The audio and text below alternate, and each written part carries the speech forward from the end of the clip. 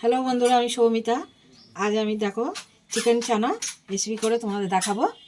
এরকমভাবে তোমরা বাড়িতে করে দেখো, ভালো লাগবে।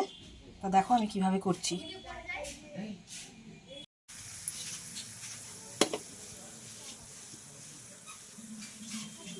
দেখো আমি পেঁয়াজটা এরকমভাবে কুচো করে রেখেছি, যাতে গ্রেভিটা যাতে ভালো হয়। পেঁয়াজটা আমি কুচোনো দিয়ে দিচ্ছি এর মধ্যে।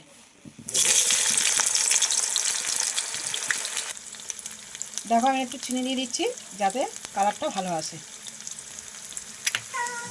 দেখো আমার পেঁয়াজটা ভাজা হয়ে গেছে। এবার চিকেনটা আমি কুচো কুচো করে এটা কেটে রেখেছিলাম, এবার চিকেনটাকে আমি দিয়ে দেবো।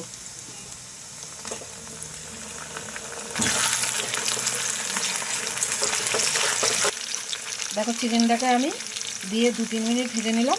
এবার দেখো আমি একে একে দিয়ে দিচ্ছি জিরে গুঁড়ো,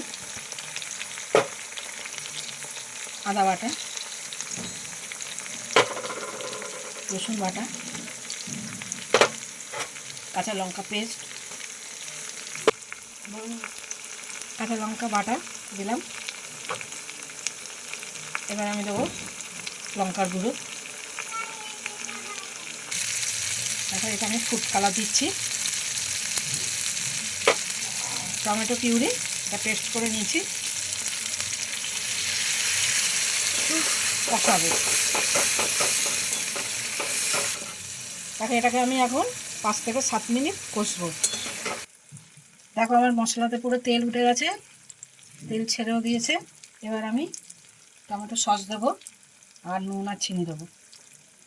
প্রথমে দিচ্ছি দেখো নুন,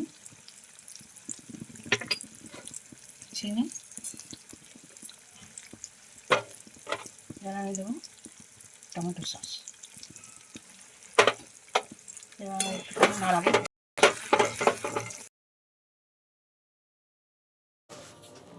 দেখো আমি চানাটাকে 4 থেকে 5 ঘন্টা আমি ভিজিয়ে রেখেছিলাম।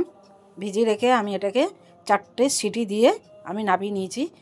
তা নামানোর আগে আমি চানাটা যাতে ভালো কালার আসে তার জন্য আমি একটু চা পাতা ন্যাকড়ায় করে বেঁধে প্রেসারের মধ্যে দিয়ে দিয়েছিলাম।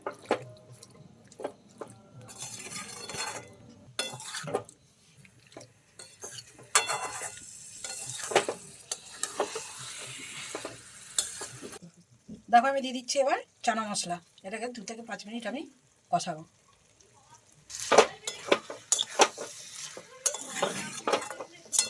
দেখো এটার মধ্যে আমি এখন একটু জল অ্যাড করছি।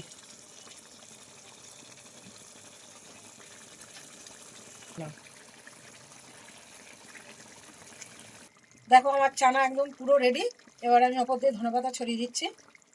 তোমরা এরকম বাড়িতে ট্রাই করে দেখবে, খুবই ভালো লাগবে। আর বন্ধুরা প্লিজ আমার চ্যানেলটাকে একটু সাবস্ক্রাইব করে আমার পাশে থেকো, আর কেমন হয়েছে একটু কমেন্টে জানাবে। বাই।